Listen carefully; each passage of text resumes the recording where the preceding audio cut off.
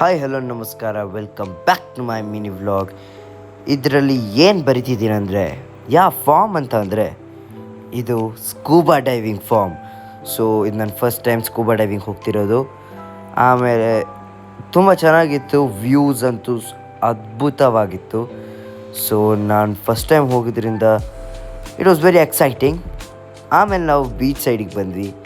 Beach ಸೈಡಲ್ಲಿ ನಾವು ಫಸ್ಟಿಗೆ ಹೋಗಿದ್ದು ಕೋರಲ್ಸ್ ನೋಡೋಕ್ಕೆ, under water corals.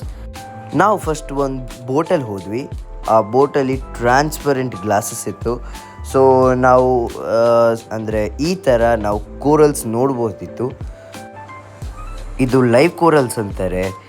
Dead corals ಇನ್ನೊಂದು ಜಾಗದಲ್ಲಿದೆ, ಅದನ್ನು ನೋಡೋಕ್ಕೆ ನೀವು ನಮ್ಮ ವಿಡಿಯೋ ಫುಲ್ ನೋಡಲೇಬೇಕು. ಸೊ ನೆಕ್ಸ್ಟ್ ಇದರಿಂದ ಹೊರಗೆ ಬಂದಾದಮೇಲೆ ನಮ್ಗೆ ಏನು ಸಿಕ್ತು? ರೇನ್ಬೋ. ಸೊ ಅದನ್ನು ನೋಡ್ಕೊತ ನಾವು ಹೋಟೆಲಿಗೆ ಹೋಗಿ ಫ್ರೆಶ್ ಅಪ್ ಆಗಿ ಮತ್ತೆ ಬಂದ್ವಿ. ಮತ್ತೆ ಬರುವಾಗ ನಾವು ಹೋಗಿದ್ದು ನ್ಯಾಚುರಲ್ ಬ್ರಿಡ್ಜ್, ಕೋರಲ್ ಬ್ರಿಡ್ಜು ಅಂತಾರೆ ಅದಕ್ಕೆ. So this bridge is made up of whole corals.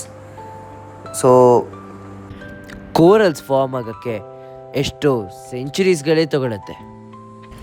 ಆದರೆ ಈ ಕೋರಲ್ಲು ಹ್ಯೂಮನ್ ಟಚ್ ಆದರೆ ಇದಕ್ಕೆ ಅಟ್ಲೀಸ್ಟ್ 1 ಮಂತ್ ತಗೊಳುತ್ತೆ ಕೋರಲ್ಸ್ ಡೆಡ್ ಆಗೋಕ್ಕೆ.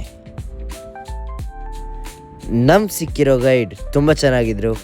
ಅವರು ಚೆನ್ನಾಗಿ ನಮಗೆ ಎಕ್ಸ್ಪ್ಲೈನ್ ಮಾಡಿದ್ರು. ಇಲ್ಲಿ ಸುನಾಮಿ ಬಂದಾಗ ಏನೆಲ್ಲ ಆಗಿತ್ತು ಅಂತ ಹೇಳಿದ್ರು. ಇಲ್ಲಿ ನಿಮಗೆ variety of fishes, variety of leeches ಸಿಗತ್ತೆ. ಸೊ ಅಲ್ಲಿ ಒಂದು ಸೀ ಕುಕುಂಬರ್ ಅಂತ ಇತ್ತು. It is the laziest creature in the world. ಇಲ್ಲಿ ಸ್ವಲ್ಪ ರಿಸ್ಟ್ರಿಕ್ಷನ್ಸ್ ಇತ್ತು, ಅದಕ್ಕೆ ಸ್ವಲ್ಪ ವೀಡಿಯೋಸ್ ಹಾಕ್ಲಿಕ್ಕಾಗಲಿಲ್ಲ.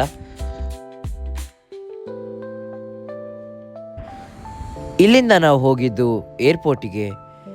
ಅಲ್ಲಿಂದ ಟೇಕ್ ಆಫ್ ಆಗಿ ಸ್ವಲ್ಪ ಅಲ್ಲೇ ಲಂಚ್ ಮಾಡಿ ಆಮೇಲೆ ಲ್ಯಾಂಡ್ ಆಗಿದ್ದು ನಮ್ಮ ಬೆಂಗಳೂರಿಗೆ. ಸೊ ಈ ವಿಡಿಯೋ ನಿಮಗೆ ಇಷ್ಟ ಆಗಿದ್ರೆ ಲೈಕ್, ಶೇರ್, ಕಮೆಂಟ್ ಮಾಡಿ ಮರಿಬೇಡಿ. Thank you. Bye bye.